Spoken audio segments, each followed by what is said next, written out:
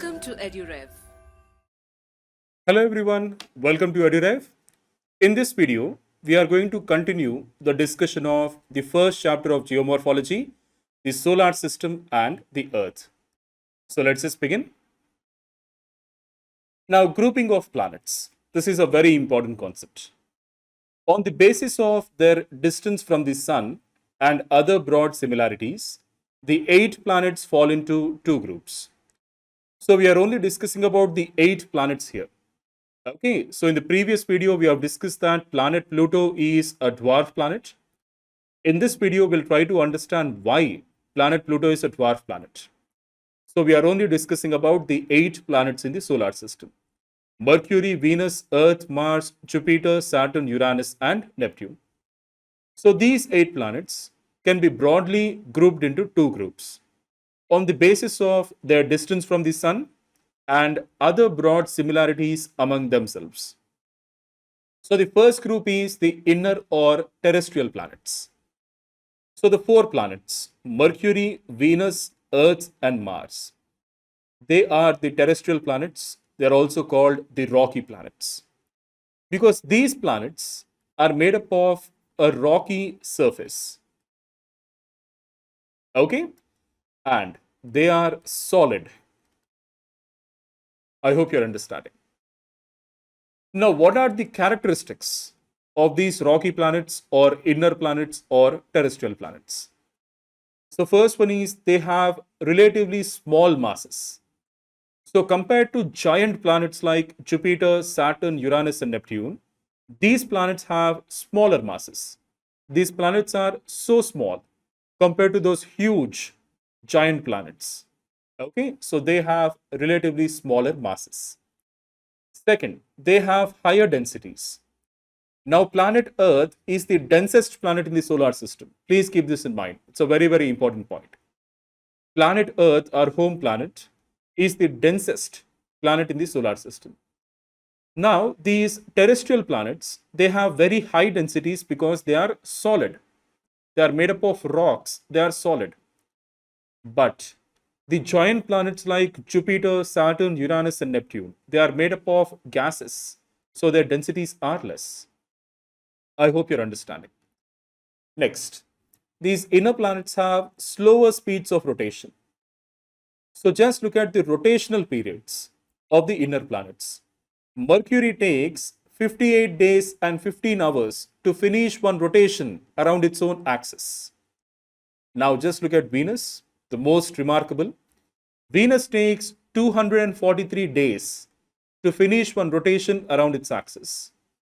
It is the highest in the solar system. So planet Venus has the highest rotational period in the solar system. It is roughly around 243 days. Now planet Earth, it takes roughly 23 hours, 56 minutes and 4 seconds. So roughly 24 hours to finish one rotation. And Mars, it takes 1 day and 37 minutes to finish one rotation around its axis. So these are the rotational periods of the inner planets. When we compare them with the rotational periods of the outer planets, then you will understand how slow these rotational periods are. Next, these terrestrial planets have less number of satellites because they have less mass. Okay, so that is the first feature, right? Smaller masses. So all the inner planets have smaller masses. So they have less gravitational pull. Now the Earth only has one moon and Mars has two moons, actually, two natural satellites. They are Phobos and Deimos. So these are actually asteroids. They are very small size compared to our moon. So these are the characteristics of the inner planets. Now let us move on to the outer planets or the gas giants. So these include Jupiter, Saturn, Uranus, and Neptune. So first, they have very large masses. These planets are very huge compared to the inner planets. And they have very fast rotational speeds. Now, just look at the rotational periods of these outer planets. Jupiter, it only takes 9 hours and 50 minutes to finish one rotation around its axis. So it is the fastest in the solar system. And Saturn, it takes 10 hours and 14 minutes. Uranus takes 17 hours and 14 minutes. And Neptune takes 16 hours and 6 minutes to finish one spin around its axis. So just compare these rotational periods to the rotational periods of the inner planets. Okay? So, faster rotations. I hope you got this. Next, higher number of satellites. So, we'll come to this, don't worry. And the last feature is much lower densities. Now, these planets are gas giants. In the name itself, it is there. So, these planets are made up of gases. So, obviously, their densities will be less. So, please remember one thing here. The outer planets have very large mass and very low density. But the inner planets, they have small mass but very high density because they are made up of solid. But these outer planets are made up of gases. So they have much lower density. Now, planet Saturn has one of the lowest densities in the solar system. Saturn is so low dense that if you leave Saturn on a huge lake that is made up of water, then Saturn will simply float, it will not sink into the water.